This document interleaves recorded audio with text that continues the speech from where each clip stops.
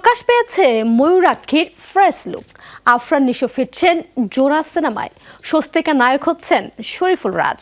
পদাতিকে টিজারে দেখা মিলল অন্য চঞ্চল চৌধুরীর। 100% কপার কন্ডেন্সারে তৈরি ভিশন ফ্রিজ, তাই গুণে মানে অটুট থাকে বছরের পর বছর। ঈদুল আজহায় মুক্তি পেতে যাচ্ছে নির্মাতা রাশিদ পলাশের সিনেমা ময়ূরাক্ষী। 11 মে নিজ ফেসবুকে সিনেমাটির একটি পোস্টার পোস্ট করে এই ঘোষণা দেন পরিচালক নিজেই।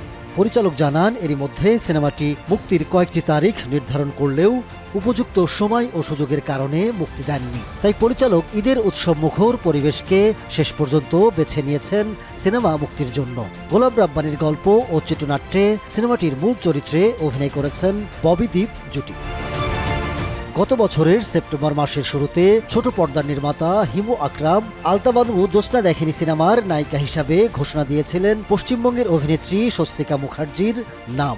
ওই সময় তার বিপরীতে কে অভিনয় করবেন জানা যায়নি সেটা। পরে জানিয়েছিলেন স্বস্তিকার জন্য নায়ক খুঁজছেন তিনি। প্রায় 1 বছর পর জানা গেল স্বস্তিকার সে নায়ক শরীফুল রাজ।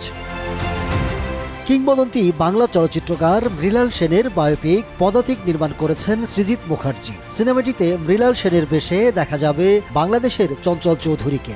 গত বছরের অক্টোবরে সিনেমাটির প্রথম প্রদর্শিত হয় লন্ডন ইন্ডিয়া চলচ্চিত্র উৎসবে। সেখানে দারুণ প্রশংসিত হয় সিনেমাটি, প্রশংসিত হয় মৃণাল রূপী চঞ্চল চৌধুরীও। বহুল প্রতীক্ষিত এই সিনেমার টিজার প্রকাশিত হয় সম্প্রতি। টিজার প্রকাশের সাথে সাথে প্রশংসায় ভাসছেন দেশের নন্দিত এই অভিনয় শিল্পী।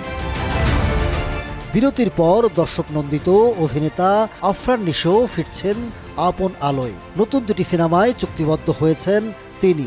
সিনেমা দুটির প্রযোজনা প্রতিষ্ঠান SVF আলফা আই এন্টারটেইনমেন্ট এক সংবাদ বিজ্ঞপ্তিতে জানিয়েছে সে খবর। 2023 সালের ঈদুল আজহায় মুক্তি পায় রায়হান রাফির পরিচালনায় আফরান নিশো অভিনীত সিনেমা সুড়ঙ্গ।